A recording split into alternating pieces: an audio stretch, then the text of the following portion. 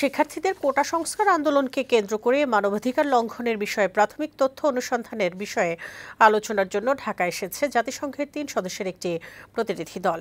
এই প্রতিনিধি দলটি এক সপ্তাহ বাংলাদেশে অবস্থান করবে। সকালে পররাষ্ট্র সচিবের সাথে বৈঠক করেন জাতিসংঘের প্রতিনিধি দল। এ সময় তারা জানান, গণতন্ত্র পুনঃপ্রতিষ্ঠা এবং মানবাধিকার রক্ষায় অন্তর্বর্তীকালীন সরকারকে সব ধরনের সহযোগিতা করতে চায় জাতিসংঘ। বিস্তারিত মুক্তা মাহমুদের প্রতিবেদনে।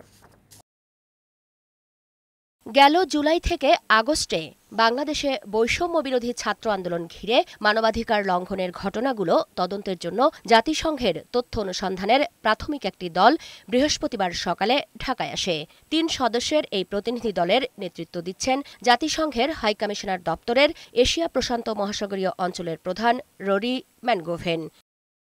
প্রতিনিধি দলটি সকালেই পররাষ্ট্র মন্ত্রণালয়ে আসেন। সেখানে পররাষ্ট্র সচিব মাসুদ বিন মোমেনের সাথে বৈঠক করেন তারা।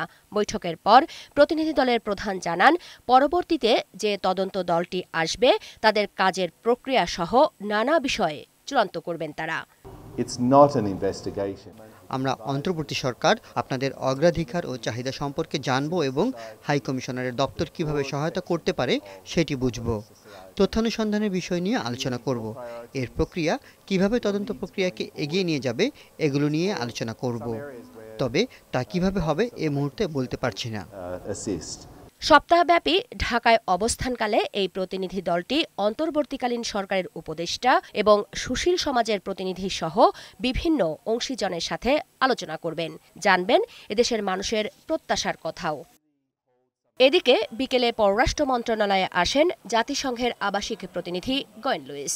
এ সময় তিনি অতিরিক্ত পররাষ্ট্র সচিব রিয়াজ হামিদুল্লাহর সঙ্গে বৈঠক করেন। বৈঠকে অন্তর্বর্তীকালীন সরকারের প্রধান উপদেষ্টা ড মোহাম্মদ ইউনূসের সেপ্টেম্বরে জাতিসংঘের সাধারণ পরিষদের অধিবেশনে যোগ দেবার বিষয়ে আলোচনার কথা জানান লুইস। মুক্তা মাহমুদ, বৈশাখী সংবাদ, ঢাকা।